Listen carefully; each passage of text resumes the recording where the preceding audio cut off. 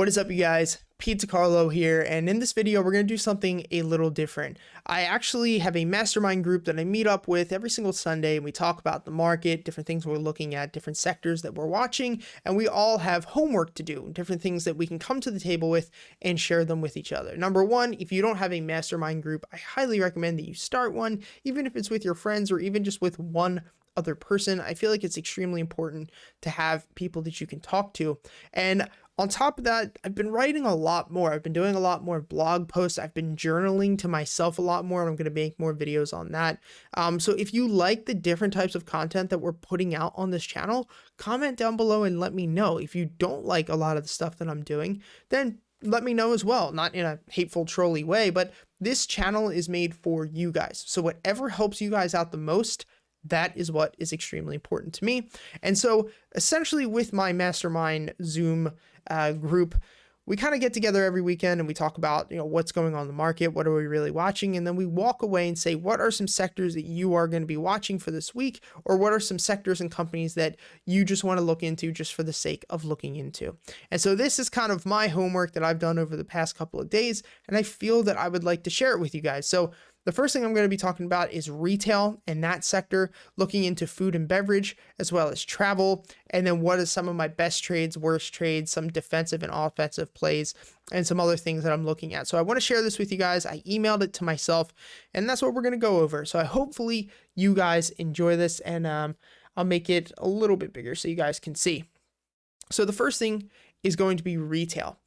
Overall, retail in general has taken a hit over the past couple of years, honestly, way even before the whole Rona thing happened. But the one company that I'm really looking into is TPR, or Tapestry Brands. So if you look at a 4-hour chart of Tapestry Brands right here, you'd be like, wow, this thing has been just absolutely killing it. But if you look at a 1-year chart, you're like, oh, it's kind of just sat maybe up a little bit now. You look at a 3-year chart, this thing has been consistently declining for the past 3 years. And if we look at a 10-year chart, like if I were to just go out to 10 years right here, you can see it's a huge consistent decline. But Tapestry Brands, so my bullish thesis, this is a strong brand with Coach. So they own 3 different brands within Tapestry. It's Coach, Kate Spade, and also Stuart Weitzman. So they're a strong brand with Coach as a premium brand and at a conservative price point. So Coach, it's not like they charge $10,000 for a bag. A good handbag from them is going to cost you about $300 for like the smaller kind of bags that like girls would wear to like a club or somewhere they don't have to have like the huge purse, up to about $1,000 for a really nice big bag. Coach is a timeless brand that women and girls are still using. Kate Spade has a massive potential as they are a less premium but still upscale brand that will resonate with the younger crowd.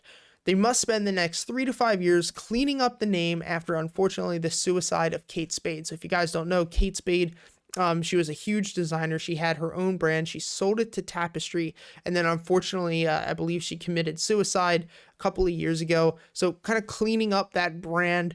And unfortunately, what ended up happening with her and making it a much more, just changing the branding in general, not the name, but just kind of cleaning up everything that unfortunately happened and just getting that back onto the public light in a good way. The thing is with Coach, there's kind of, Coach brand, which is the higher end brand and a lot more towards older people and or richer individuals. And then Kate Spade is it's still a very nice brand. It's still pricey, but it's not going to be as expensive and as high end as Coach would be. So I think that if they can really clean up the name after unfortunate suicide of Kate Spade and continue to do what they're doing, that we could see a huge resurgence of that brand. Kate Spade was huge, if you guys remember, like 5 or 6 years ago. Stuart Weitzman is their newest brand. It's not that the brand Stuart Weitzman is new. I think they've been around since '86, but it's one of the newer brands that they've brought onto the company and that they're currently building. I've seen some of their stores in the more upscale malls in my area. They're sitting, in the same areas as Louis Vuitton, Jimmy Choo, Fendi, all those types of companies. So from my research, these shoes are not too crazy high end, about $200 to $500 per pair, which is crazy to me, but it's really not that crazy to a lot of people. But not to the extremes that you would find at a Neiman Marcus, where honestly, like your average shoe at Neiman Marcus is like $2,000 to $5,000. I know for men, depending upon really how crazy and outlandish you want to get out there. Most people who would buy Tapestry products are families that make around $100,000 to $200,000 per year who have some sort of disposable income. The financials from this company, which I'm not going to go entirely through right here, is not the hottest. They did take a loss this year, so their net income is not the best, and they did have stalling revenues. But in 2020, for a high-end company retailer like that, during the peak of Rona, I don't really see that as like crazy. You know what I mean? The biggest thing to look for is going to be the spending habits of higher income Americans. There was a really big study that was done by a lot of economists. I think Danielle DiMartino Booth was one of the big ones who did it, where they went over the spending habits of Americans like right around April, May, June, peak Rona. And what's crazy is that people who made $50,000 and less only changed their spending habits by 5%.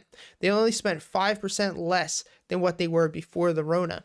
And what's crazy is people who made an average household of $100,000 plus actually reduced their spending by 40%, which is huge. So for a brand like this that's in that niche of $100,000 to $200,000 a year, they need to see how middle and upper middle class people are going to be spending their money in the next couple of months and years.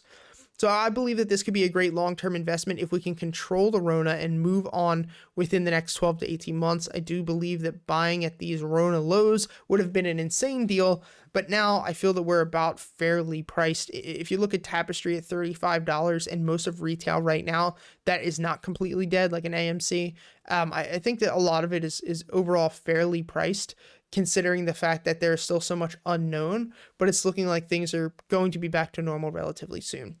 So the next sector is food and beverage. So first thing when I look at this sector is to differentiate what has massive room to grow and what will just be a fad. I believe that companies such as Coke, Pepsi, Tyson, all have limited room to grow, but they are still good investments because younger generations just do not trust them.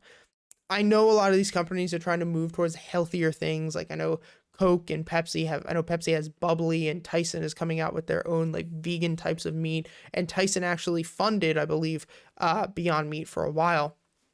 But overall, I just feel like the younger generation, my generation, I don't trust these companies. I don't enjoy Coke. I don't enjoy Coke products or Pepsi or Tyson. I think that they literally kill people. It's ridiculous. And we'll see how this kind of moves as a society into the future. So taking a quick look at things like BYND and Oatly, which Oatly is not out, but they're a oat milk company and an oat substitute, and Tattooed Chef. All of these are healthier alternatives, and I do believe they have huge room to grow. However, I would question if these are fads. We have seen many fads in the past couple of years, such as the Atkins, keto, paleo, and more. However, it truly seems that as a society, we have been taking our health more seriously and to another level. I believe that looking into the future, we will pivot as a society around healthier foods and alternatives, as well as life and energy sustaining. That's a big thing too. When I started eating organic and free range in 2010, I never thought that it would be as accessible as it is right now. And I really didn't. When I first started eating organic, it's still expensive, but it was insanely expensive and it was very hard to find. You had to go to like farmers markets or co-ops or like a Whole Foods and spend a ton of money. As well, most of these companies, like I said, will make our world more sustainable. How can they keep their quality and be a great business? This is a huge problem, not only for them, but just in business in general. And for any of you guys and girls who are business owners, this is huge. How can you stay a great company, a great product with great morals, and be a good business? Because that's the major thing. As a company, especially like BYND and Oatly and all these companies, as they scale, they tend to cut corners when it comes to quality and ethics. So that's a huge thing. Beyond Meat is a company that I'm going to be watching in the next couple of weeks. I was buying the crap out of this down at like 80 and 70 when they first IPO'd. And we fell to $120. They had a big pump here because they had news that they partnered with Taco Bell this week. And it's kind of those things where it's like they're partnering with Taco Bell and Dunkin' Donuts and a lot of companies that me as a human, I'm like, dude, if you're supposed to be the healthy alternative, why are you going to associate yourself with names like Dunkin' Donuts and Taco Bell, which is literally crap when it comes to health. It's garbage. However, I could see the other point where people are like, well, if you're in a pinch and you're driving by a Taco Bell or Dunkin' Donuts, you want to get something healthy, Now they have healthier alternatives. The last sector that I'm looking at is travel. I believe that travel will have decent earnings overall, with more and more people on the move and caring less about the Rona. The one company I'm really watching to potentially take a position in is Wynn. This is from an investing standpoint, too, guys. This isn't trading. Wynn, for those of you who don't know, is an upscale casino with their main locations in Vegas, Boston, and Macau, China. With China potentially shutting down again because of this Rona strain, this could be a huge issue, and we really have to watch this going into the next year. Wynn has been on my radar for, I've been in and out of Wynn from an investing standpoint for the past 5 years. They have a great executive team, and they're at a fair price right now. We're currently at a major price of $100, which is huge support for many years, and now a massive resistance. So if we look at a 10-year chart for Wynn, you can see here that this $100 range has been very, very strong, acted as a strong support all the way back in 2012. This was a strong support. Then it was a strong resistance back here within 2016, 2017, a strong support within, past 2018, 2019. And then obviously we ended up breaking this during the crash, and it's been a resistance now for the past 6 to 7 months, and finally a support once again. So we are at key levels right now. Wynn still has strong fundamentals in my opinion, but once again, a lot of this will depend on how wealthier people begin and continue to spend their money, especially on travel. I believe Wynn is a buy here, but approximately valued for its actual perceived risk. So you're not getting a good deal on Wynn at this point. As far as my best trades for this week, it was NVIDIA. I think I made a video on NVIDIA either on this channel or my main channel. I took $700 profits, and I actually got to re-enter this position. Worst trade of the week was VUZI, V-U-Z-I. I had a huge problem with not taking profits early when I should have. What I've learned from these sectors that I've researched this week. What are you doing, dude? Sorry, got my dog with me. What I've learned from this sector this week is that I believe most of the businesses in my sectors can have huge recovery potential, but they are based around higher business and income, and this will all come down to how wealthy people spend their money again. Defensive/offensive plays for the next week. I believe that travel will have great earnings. I really do. I believe that Boeing will also have great earnings, and I'm looking at potentially entering Boeing. Well, I should say I am in Boeing, and potentially entering JetBlue and United Airlines. One thing I personally want to look at for the next week is going to be looking into a firm. I love them from a client standpoint, from a customer standpoint, but I need to look at them as a potential investment. So I hope that this this helps you guys. If you like this, let me know. If not, I can just keep this stuff to myself into my mastermind group. But if you guys do enjoy these types of videos where I go over different things I'm writing down, I am going to make a video on why I invest in this whole journal entry tonight. It'll probably be out today or tomorrow. We'll see. But let me know what you guys think, because ultimately this channel is for you guys. It's for you guys to learn, for you guys to become better, and for us to grow as a community. So thank you guys for watching. Hit the like button, subscribe to this channel, and I will see you next time. Peace.